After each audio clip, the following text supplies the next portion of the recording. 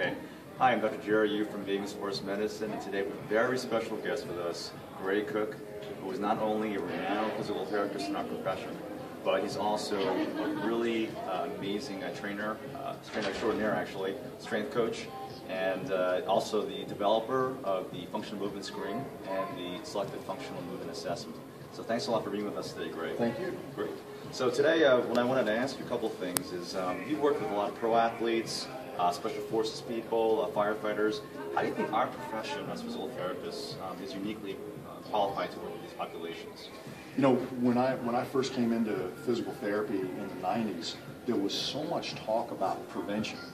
But I really noticed that compared to other medical professions, we were basically taking exercises from rehabilitation and putting them on the front end of sports and calling it prehab, and saying, well, because that rehabilitates a rotator cuff or an ACL, what we're going to do is take an injury, and all the rehab we do for that injury, we're going to repackage that and call it prevention or functional exercise.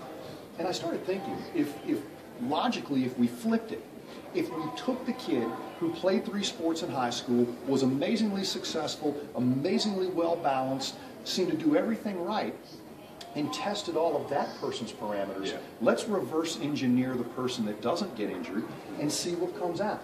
Because we are so trained, everything we do is that clinical eye that puts us in dysfunction. But when Florence Kendall mapped out manual muscle tests, she went to West Point. She said, give me fresh, normal, strong, robust people, and let's figure out what normal is, and then we'll work backward and we can goal set for injured people better and maybe even have predictive biomarkers. Hypertension's a biomarker, but we're learning every day that poor movement or asymmetry is a biomarker as well. So I tried to force myself to think outside of the box, because I said, if we truly understood injury prevention, we would have put a dent in it by now, and we haven't. For the last 30 years, you and I have not seen high school athletics be managed any better from an injury rate. We've seen the ACL epidemic in females, and low back pain in adolescents is more prevalent than ever. So what I said is, you know, maybe some of the stuff we do in rehabilitation works in rehabilitation, but it's not as big. Secondly, the #1 statistic for a future injury is a previous injury. Right. So we're leaving something on the table in rehabilitation as well, because many of the people walk out of the clinic with our seal of approval and yet are at greater risk simply from that one episode. So does something physically change that can never be recaptured, or are we leaving something on the table? And so that why question forced me to do the screen, and the screen has been somewhat misconstrued, because a lot of clinicians thought that was my intake exam. It's not, it's my exit exam. It's intake on fitness, and SFMA does that. But I really think, and I said this in the movement book, movement is a behavior.